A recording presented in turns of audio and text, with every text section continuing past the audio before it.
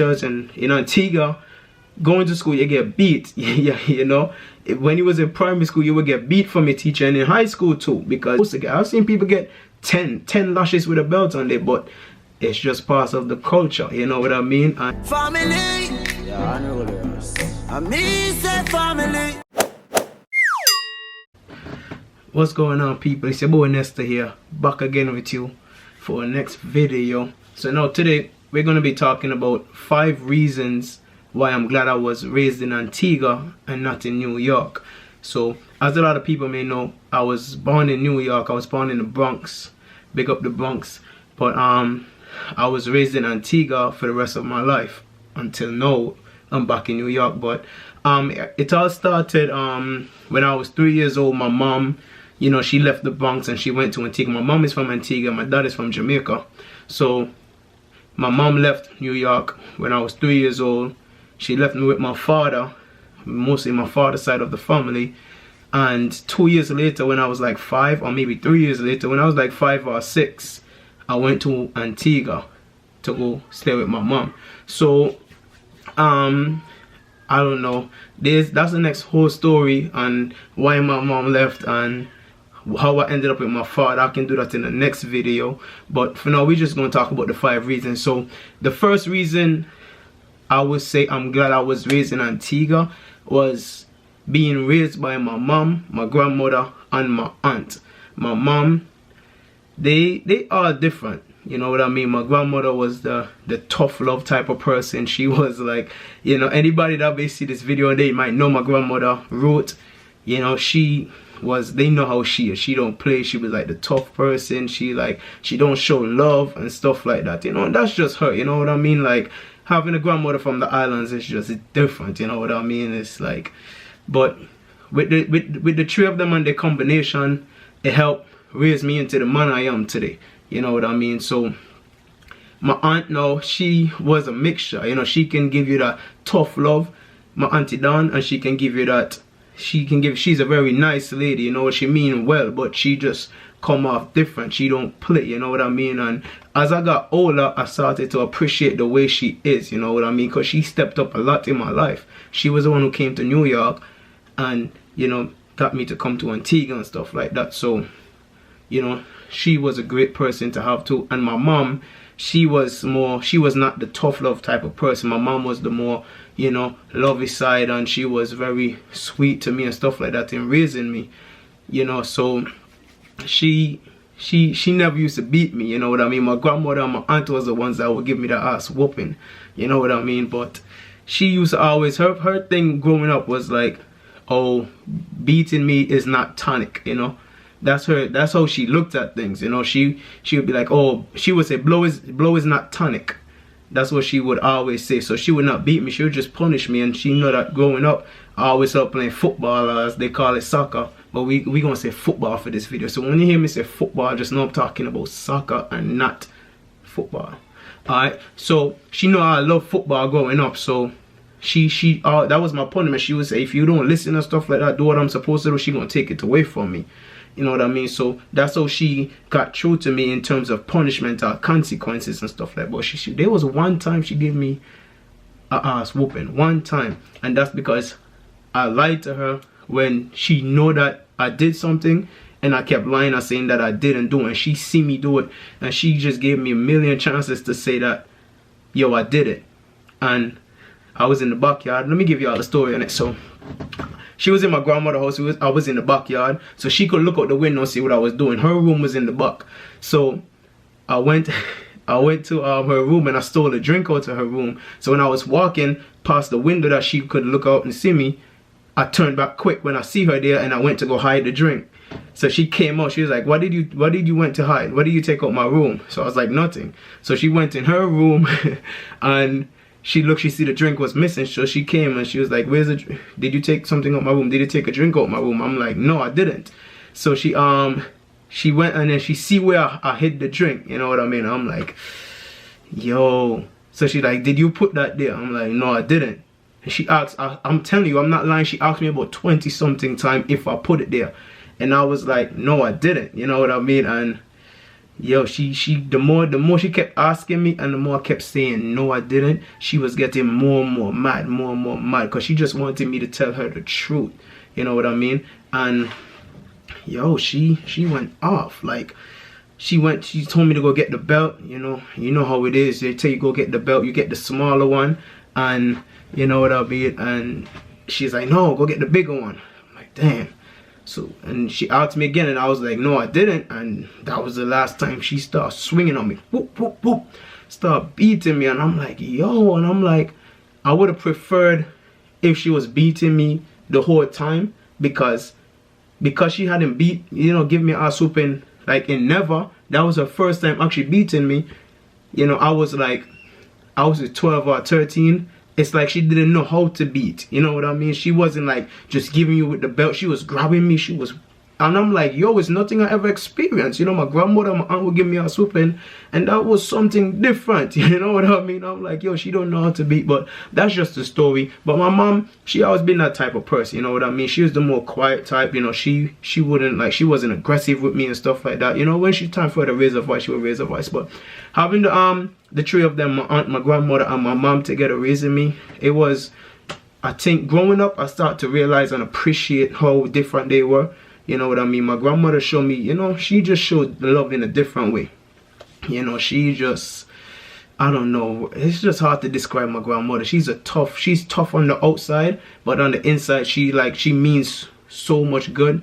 You know what I mean? She look out for you. She more of the, I'm gonna clothe you, I'm gonna shelter you, and I'm gonna make sure you're good. You know what I mean? But you're not much of love here. You know what I mean? So she show love in the way she take care of you and look out for you. My aunt, my aunt was a more family type. You know what I mean? She'll grab me and my cousins, because I was raised, me and my cousins was raised together, and my little brother came along after. But then she would take us to the beach every Sunday, make us come over, have Sunday dinner with her, spend the weekend at her house and stuff like that. And my mom, she was just there. You know what I mean? The three of them together, push me. So that's like my main reason why I'm glad I was raised, because I think that maybe if I was raised in New York with a different, setting and different people, it wouldn't have been the same. You know what I mean? The way how the three of them impacted my life. So I used the things from the three of them, and you know what I mean? It was just amazing. I can't really describe it, but it was just amazing to see how my aunt, my mother, and my grandmother did a job on me. And also on the side, my cousin Marley, growing up young, he would always look out for me. He was my father figure growing up. A lot of people may know him and stuff like that. He was my father figure, because growing up my father wasn't there. It's not his fault he wasn't there, but I was in Antigua. He can't do much raising me if he's in New York and I'm in Antigua. So I was in the same household with my cousin. My cousin is like 4 or 5 years older than me, and he teach me how to do everything. He got tired of doing everything for me, so he was like, yo, listen, I'm gonna teach you how to iron your clothes, press your clothes for school and stuff like that. So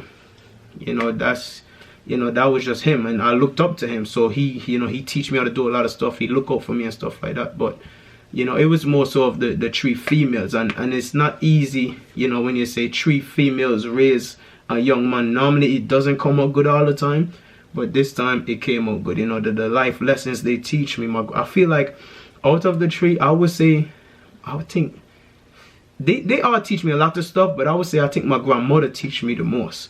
You know what I mean? Because she was the older head, her and her two daughters, raising me and stuff like that. But she teach me the most stuff, you know what I mean? And I was with her most of the time. I lived in the same house with her.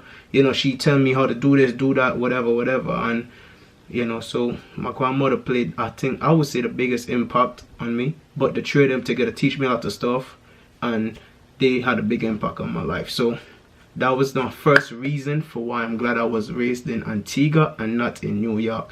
On to the second reason now. It is my grandmother's shop. My grandmother have like a mini supermarket, like a mini grocery store. You know what I mean? And it's attached to our house and stuff like that. So it's like a family business. As people know it in New York, as like a corner store. But instead of you can go in the corner store and pick up your own groceries, the groceries was behind the counter. So I had to go get your groceries for you, bring it to the counter. And my grandmother's shop, I was running that shop from I was like 9, 10 years old. But when I became like 10 years old, that's when I started like running it fully, 10 going on 11 and stuff like that. I was running it fully. So you had like a 10-year-old managing the transactions for the shop, dealing with hundreds of dollars a day, you know, from, you know, back in the day, you know, something might be, I don't want to go into detail how much money he was dealing with and stuff like that, but, you know, for a 10-year-old, I should have been outside running around with his friends and, you know, just living the best kid life. You know, I was in my grandmother's store. So, you know, I would make orders with the wholesale companies to stock the store. My grandmother would go out and leave me in the store by myself as a 10-year-old, and I used to run everything, you know what I mean? There'd be people that come in and try play me and try maybe give me fake money, but, you know, I was young and I wasn't dumb, so, you know, that helped me mature from an early age, because I had to, you know, like, basically be a man. You know, how many kids that's 10-year-old out there right now that used to run the store? You know what I mean? It's not often, it's very rare. And I happen to be one of those 10-year-olds that was running a store from the time I was 10 until the time I left New York when I was like 21. I mean, until the time I was like 21 when I left Antigua. So I was running the store.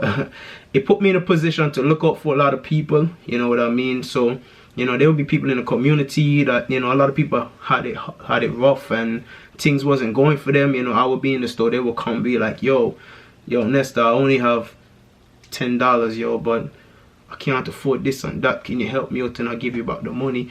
And it, you know, some of it was stuff that I know wouldn't have been cool with my grandmother, but I understood where these people was coming from. You know, it's not everybody had it as good as maybe I would have it, because my grandmother have a store and a lot of people had to go to the store to buy stuff that they couldn't go to the regular stores and be short on money, ask for something and pay you back the next day. So I used to do a lot of that, but I wouldn't say people use me. I was just helping people. You know, most, you know, people come back and pay me or whatever, but because they see that, you know, I trust them, you know, so they trusted me, you know what I mean? So I looked out for a lot of people because I was in the position to, you know what I mean? And one way I think that impacted my life in a big way is that all my friends would come to the same shop and chill out with me. You know what I mean? So in the summertime or whatever, when we don't have school and I'm running the shop on a daily basis, Sunday through Sunday, you know, they would come and chill with me in the store for like maybe 10 minutes, sometimes maybe 2-3 hours, you know. So my boys would come and chill with me and stuff like that. And you know, our relationship stood, you know, because they're my boys. They come and chill there, they buy stuff, they drink stuff, you know, they ask for some bags of chips and whatever, and then we would just be vibing, you know what I mean? So it got to a point where people would be complaining to my grandmother because, you know, they would come to the store to buy something and they have it hard to get into the store because it was a small area, probably like a 10 by 6 foot area.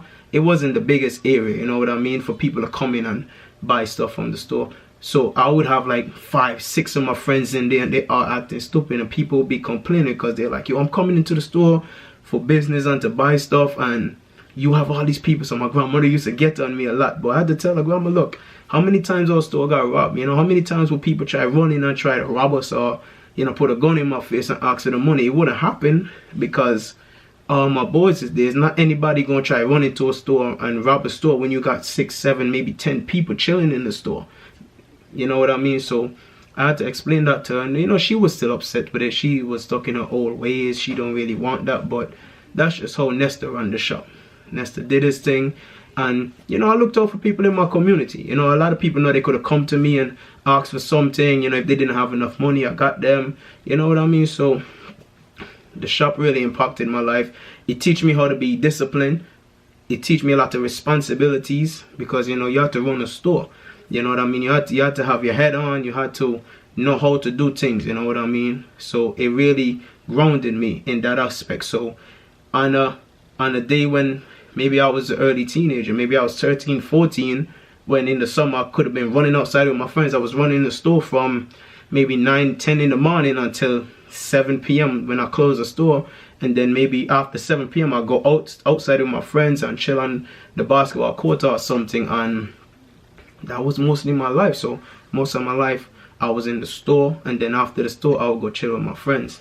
So not saying I didn't get to do a lot, but it really was more beneficial to me. You know what I mean? As I got older, I stayed in the store less because my little cousins grew up. My grandmother would find other people to stay in the store, so I had more free time to go chill with my friends and be outside more. And especially when I started coaching football at the age of 16, you know, my grandmother knew like, yo, listen, I can't be in the shop because I gotta go coach my team. I started coaching at an early age, but we're gonna get into that. So, you know, it had its, you know, its advantages and disadvantages, but the shop really impacted my life, and I'm thankful for everybody that came and spent time with me in the shop, you know, and made it a great feeling, you know what I mean? Because when my boys would come and chill with me, I would give them money like, yo, go buy some food and come back. We gonna eat together, we gonna chill, we gonna drink together, we gonna watch. There was a TV in the shop. We gonna watch football. We gonna watch our favorite teams play. We gonna talk smack with each other. It was a great feeling. It was all vibes, and you know, I love those moments, you know, because growing up as a teen, it made it worth living, you know. So that was my second reason. Growing up, running the store, having my people come chill with me, that was amazing. My third reason is the schools. And everybody know in the Caribbean, we have a different schooling system than what they have in New York, in the US. You know what I mean? My first school I went to, primary school, is called Green Bay School. It was a nice school. It was in my community, so I would walk to school, maybe like what, from my house to school, maybe like a 10 minutes, you know, 10-minute walk the most, I think, according to how fast we work, how slow we walk. That was it. The schooling system was great, you know what I mean? Not saying that when I was younger I knew what schooling was like in New York, but I didn't know. But as you get older and you see what the schooling system is like in New York, you appreciate going to school in the islands, because just the way the school is built says it for its own, you know what I mean? Like, you can go to some schools in Antigua and you know, maybe you feel like you at a hotel and a bunch of villas are around, you know, a bunch of small houses which are classes, compared to New York where it's just one big building and all these fences and the windows are, you know, like, it's like, yo, like, to me, I'm gonna be honest, to me, I feel like the schools in New York, from what I seen, my opinion on it, I feel like those look like prisons, you know what I mean? Because it's just one big building, a door you go in, and it's just everything is in there, you know what I mean? That's why, you know, I don't want to elaborate on it, but they had a school shooting and it's difficult and stuff like that. But you know, in Antigua the schooling is different. You know, the way it's set up is different. It's open, you have an outside, you know, it's just nice. You know, you go outside to see people vibing, people everywhere and stuff like that. The schooling is not really set up like that in New York.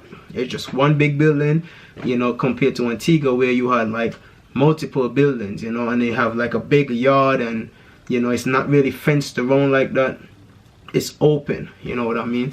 And I feel like, you know, when I went to secondary school, that's when I really started enjoying school even more, because you know, you're a teenager, you're going to like high school, so you know, you're older, the way you chill with your friends is different, you know, and then, you know, you get your work done. But going to school was fun. For me, it was really fun. When I actually graduated and I left school, I was happy, but I was sad, because I'm like, yo, I miss school, because going to school was mad fun.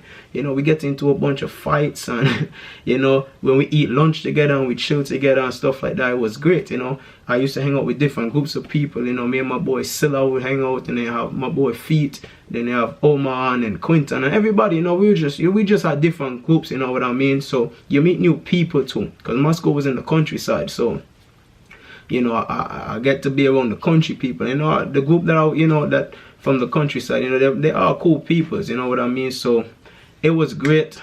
I feel like my time in high school was the best school time I ever had. I never went to school after that again. I finished high school, I kept it as that. Not interested in going to college, but we're not gonna get into that part of it. But you know, it was great going to school, hanging out, getting your work done, you know, getting chased by teachers. And in Antigua, going to school, you get beat. Yeah, you know, when you was in primary school, you would get beat from your teacher, and in high school too, because after a certain time in high school, you do something you're not supposed to do. You go up to the, you know, you go up to the office, and they have like this, they have like a certain type of teacher that would do the beatings, you know. So you would have to go stand up, put your hand on the desk, and you know, they would have like a belt, maybe a belt like this thick and stuff like that. And you have to stand up there, and they will give you like 3 whoopings on your butt, 6 or how much ever you're supposed to get. I've seen people get 10 lashes with a belt on their butt. It's just part of the culture, you know what I mean? And I feel like stuff like that help us be grounded in school, because it help us to kind of do what's right, so we don't have to get that. But you can refuse, you know what I mean, when you go up, if you don't want them to hit you and stuff, like, yo, you're not hitting me, you know what I mean? So, you know what I mean? So that was a part of just the schooling. But when you was in it younger, you never really pay attention to it, because that's just the culture, that's just the life, you know, in Antigua, going to school. And I don't know if they still do it, but that was a part of it. I used to be scared of that, you know what I mean? Because I'm like, yo, like, I know I got sensitive skin and stuff like that, so, you know, you have to go up. And then the one we had in high school was a big one. He was big, you know. He used to do the beatings, and I never used to like it. I don't think I ever refused. Maybe one time I ever refused. Then if you get refused, I think you might have to get suspended or something. But I never used to like it, so I was kind of good in school. I'm not gonna make it look like I was more of a class clown.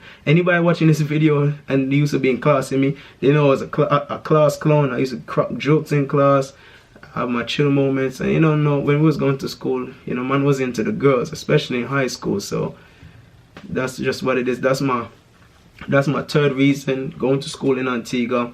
It was a great thing. It was fun. A lot of people from New York send their kids to Antigua to go to school and come back after they complete school. You know what I mean? Because the schooling is just different. The work you do is just different. And, you know, I felt like I learned a lot, because it's still carrying me up to this day. You know, the stuff that I learned in school, you know, I still learn as I go. But the schooling was amazing in Antigua, and I really appreciate growing up in Antigua and going to school. So my fourth reason why I'm glad I was raised in Antigua is the community that I was raised in. Community I was raised in is called Grace Farm. I was raised on a street called Christian Street. Big up everybody from Christian Street. Big up everybody from Grace Farm. One of my main things about the community was family. You know what I mean? Because you didn't have to be related by blood to be family, because once somebody know your parents and know your family, they're pretty much considered family, especially if they live 5 houses close to you, something like that, whatever. And growing up younger, these people had the authorities to beat you, just like your parents would or your family would if they see you doing something you wasn't supposed to do. So, you know, so growing up, when we was younger, that used to keep us grounded, because, you know, for example, my boy that I grew up with, Wari, his older brother Asim, you know, he was like a real one, because like you know, they was like family friends. And if I ever got caught doing anything I was supposed to do, you know what I mean, he was to see me, I had to run, because, you know, I know that he was one that could have beat me if I was get caught, you know what I mean. So they used to look out for each other, you know what I mean. And that was a very, very good thing, because, you know, in your community, you know what I mean, the best people you can have around you is your neighbors. And, you know, even though you will get into things with your neighbors, arguments and maybe some fights and stuff like that, they still look out for you. You know, if they see somebody trying to break into your house, they're gonna look out for you. They're gonna probably shout and, hey, you know, whatever. So, you know, but having like the people around me, you know what I mean, my friends mom and dad, my friend's grandmother, you know, it was a great thing, because they will look out for you. You can always go to their house and eat dinner. You can, you know, you can go and rely on them for anything. You can ask them for something, you know what I mean. Not me, but I never really got locked out of my house. But, you know, other people, if they get locked out of their house, they can always go to somebody else's house and sleep, you know what I mean. It was just a great thing. As I got older, I realized how much my community impacted my life, because, you know, the close people that was close with my family, my grandmother, my aunt and stuff like that, they were actually family. You know, they would look out for you. You know, it was just anything, you know, anything that your family would do for you, they would do for you too. And it's like, you know, you know that you just had to watch what you was doing when you was younger, because, you know, being seen by these people was the same as being seen by your family, by your parent, by your grandmother or something, because sometimes they will give your ass whooping, and then when you go and take you home and tell your grandmother or your family what you did, and then you get the next ass whooping when you're home. So, you know what I mean? That's how everybody looked out for each other in the community. People consider it old school, but I think it still goes on up to this day. But I just feel like it was a great thing in my community. You know, the unity that everybody had. It's like your whole community was a family. Maybe your house along with 10 other houses was a family. Your house with 5 other houses was a family, because y'all looked out for each other and stuff like that. So my community played a big impact on my life, and I really appreciate it.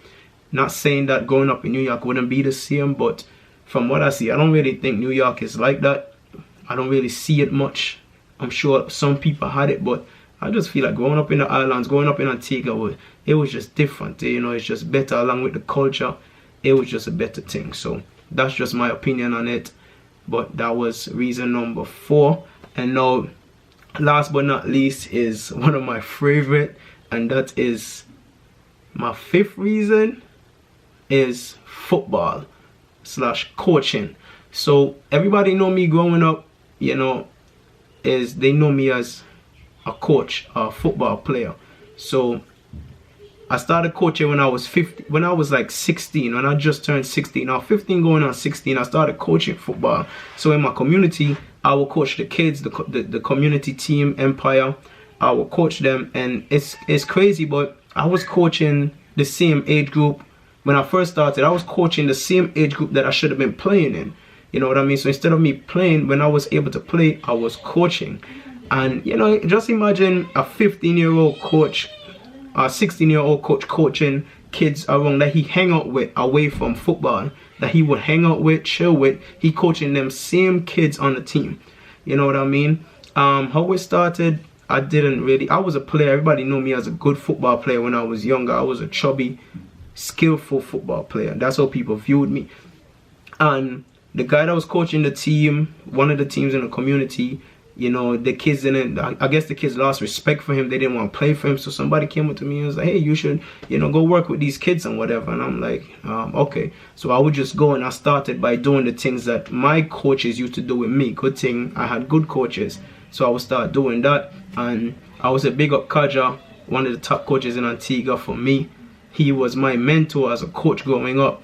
And he teach me a lot, because from the start, when he see that I started, you know, coaching, and he see that I was trying, he would come out and he would give me a couple advices, and he was like, yo, do this, do that, and whatever. And then I would do it, and then I see that it would work, and I always looked up to him. But you know, I would coach the kids and whatever, and then the kids see that I was committed, because they see that I would show up every day on time. And then they would come at my house and get me, because my house was like just on the same block as the field. So it was like a 5-minute walk to go to the field. So the kids will come to my house, help me bring the equipment from my house to the field and whatever.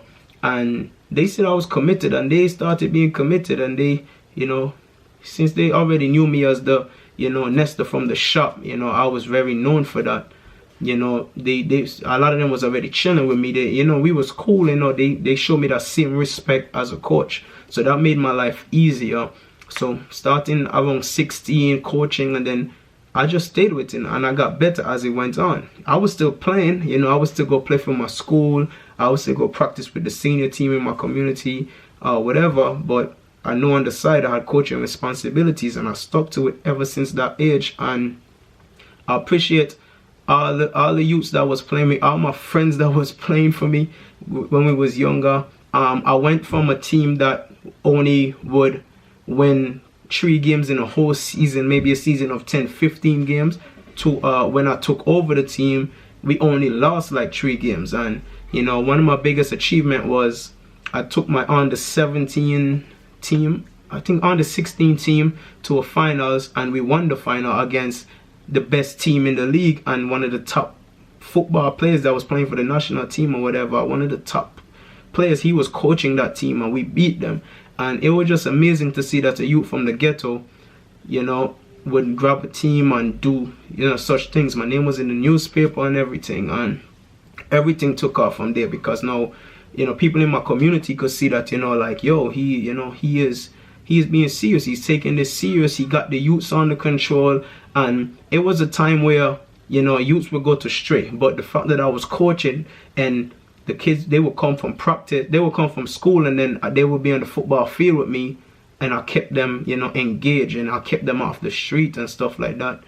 You know, it was a serious thing, and a lot of people started recognizing me for that. They was like, yo, Nesta's the one keeping these kids out of trouble, keeping these kids off the street and stuff like that. And I never really looked at it that way, but then as I got older, I started to see it that way, and I'm like, yo, you know, I'm really doing something here. So I started to, you know, spice it up. I started going to coaching courses, Kaja, he took me to my first coaching course. He had me sit next to him. He had me in the front of the class, and he had me just focus. He had me like, yo, and he kept telling everybody around me, all of the senior coaches that's way older than me, I was the youngest coach, he kept telling everybody like, yo, he's the next big thing, look out for him, Nesta is the next big thing. And I used to look like, yo, he's serious, because he knew me since I was a kid. When I first came to Antigua, he knew my mom, he like a family friend. So he had the confidence in me, and he pushed me, and the more he pushed me, the more I could have, you know, give to my community, grab the kids, and then, you know, and then I started making the kids, you know, turn into better players. And, you know, the kids started seeing it, because I started coaching younger kids. Now I was like 17, 18, now I'm coaching. By 18, 19, I was coaching like 4 different age groups. I was coaching the under 13 team, the under 15, the under 17 team. And I had my hands full, you know what I mean, as an 18, 19-year-old that wasn't getting paid for doing this, you know. So I was going to school. Then while I'm at school, my friends would see me, or the people that I'm coaching, they would see me at school and be like, yo, we got practice later.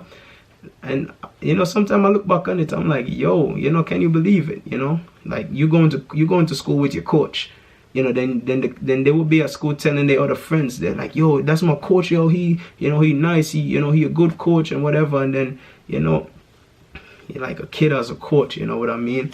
And then, you know, then right after school, we probably catch the same bus, then we go to practice, and I'm coaching you. Then, you know, it's just the same thing. It was just repetition every day, because everybody was involved in football. You know, everybody wanted to play football. Everybody, you know, looked forward to practice, because, you know, they know that, you know, I always had something good coming, and I took it serious, and, you know, it just grew from there. And, you know, big ups to everybody that I worked with as a coach. You know, I had my boy Luda was coaching with me, Yaya was coaching with me. You know, I don't really want to miss out anybody, but, you know, anybody that assisted me, you know, that worked with me, that helped me out, even just conversations on the side, it was helpful. And, you know, not even that, we would just chill on the weekends sometime, and then if we don't have no practice on no games, me and them, we was watching football together. So football, I think, is the last reason, but it's like one of the biggest things, because the way it impacted me, and I was able to impact my community as young football players.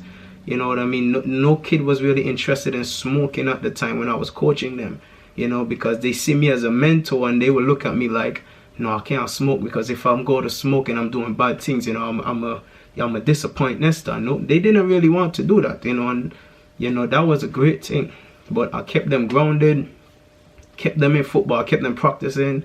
They see that I was serious, I was committed, kept them going to game on the weekends, you know, big up Claude that helped me organize everything. She was one of my next mentor. She helped me push everything as a young football coach. She supported me, and she would help me get the bus on the weekend for the boys to go to the game. She would bring the sandwiches, she would bring snacks for the boys and everything, and it was just a vibe. It was just a family, and it all just went from there. And then I coached. Then when I left Antigua, I was a little bit older, and I was still coaching up to the day I left Antigua. My first job in Antigua was a coach, because as soon as I finished high school, you know, I was already coaching. I finished high school and I was like 17, 18, I think. And, you know, this guy called me up and was like, yo, you interested in a job as a coach? And I'm like, yo, here I am, should be thinking about applying to college or my next move, you know, and I just finished high school and I'm getting a job, my first job to go and coach. And I'm like, hell yeah, you know, I'm gonna go do that. So, you know, that was my transition. Finish high school, boom. So everything I was doing was football on a regular basis. My job was football. I come back, I was practicing, I was coaching my own kids for free in my community. I never got paid $1 for coaching kids in my community, because my job as a coach was in the countryside, going to the, you know, the school where the kids was like, you know, kids of the top-notch people, of the money people in Antigua. I was coaching their kids, a youth from the ghetto going over there to coach their kids. It was a big thing to me, you know what I mean, because I'm going to coach in a school where kids can't afford for my community to go to these schools, and that's where I started. But, you know, I'm not going to go along with that, because if I can keep talking about football and coaching younger, I can keep talking about it. But, excuse me, but it was a big thing. Football, playing football, coaching football in Antigua. And yo, my grandmother almost tried to throw me out the house because I was too involved in coaching. And I'm like, yo, because like she didn't like the fact I was in the rain, going to play in the rain, going to coach in the rain. And she was mad one day because I wanted to go and coach. My boys come to the house like, yo, we have practice. And it was raining. It was like a thunderstorm.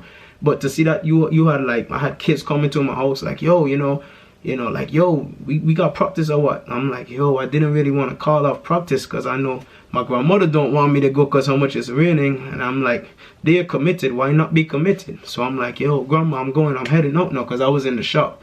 I was like, yo, grandma, I'm heading out now to go and coach because whenever I'm in the shop, then I got to go coach. She got to take over. And she got upset. She was she started cursing me out and everything. She's like, oh, get rid of all your football equipment. She packed them up. She don't want them here no more. And I'm like, well, listen, it is what it is. I still went to practice. Thankfully, she never threw me out and everything. So it was fine. But, it really impacted my life. Football, coaching. I appreciate anybody and everybody that helped me with it. It brought me a long way. It helped me grow as a person, grow into a man from a kid starting as a 16-year-old. And, all of those things coming together with the football, coaching and playing football, being big in my community for that. My community, my surroundings, the schools, my grandmother's shop, and being raised by the 3 ladies that raised me. I feel like those 5 reasons, man, I can go on and on with more reasons, but those are my top 5 reasons, and everything about those reasons is what built me. So it's like all those 5 things just come together and just come inside of me and just help build me into, the man I am today. I didn't forget, even though I'm not in Antigua anymore, I didn't forget anything I learned there, you know what I mean? I might leave for a while or whatever, but, being raised in Antigua is what pushed me. And now everything that I learned in Antigua, now I'm in New York. When it came to me getting my first job in New York, and just to see my best jobs I ever had in New York was coaching on a professional level. As that was my first job in New York, to coach as a professional coach for the New York Red Bulls, and that was an amazing thing for me because it's like everything that I learned in Antigua as a coach, I came here and I added here, and I was coaching on a professional level, making good money as a coach. It's like it couldn't be no better. But circumstances change. You have family, you have kids, and I just had to move a little bit different. So, I couldn't really deal with that anymore. But because of everything that I learned in Antigua, it gave me the ability to do anything in New York. You know what I mean? The humbleness, the drive, the determination, everything that I got from Antigua. It helped me, it pushed me to go work in the kitchen. I could have became a top cook at Applebee's in the kitchen. I was coaching football, I was working. I did a bunch of jobs in New York, you know what I mean? And that's all because of everything that came together to make me the man I am in New York, push me to New York, gave me the abilities to do anything. But those are my top 5 reasons.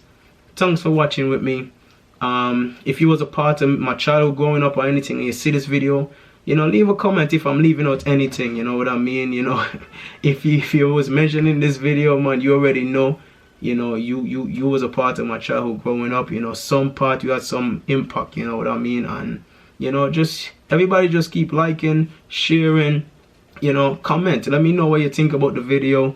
If I miss out on anything, comment it down below. And everybody, thank you for watching with me again. It's your boy Nesta here with you. And I'm out. Have a good one. See you soon. Be back with the next video. Boom.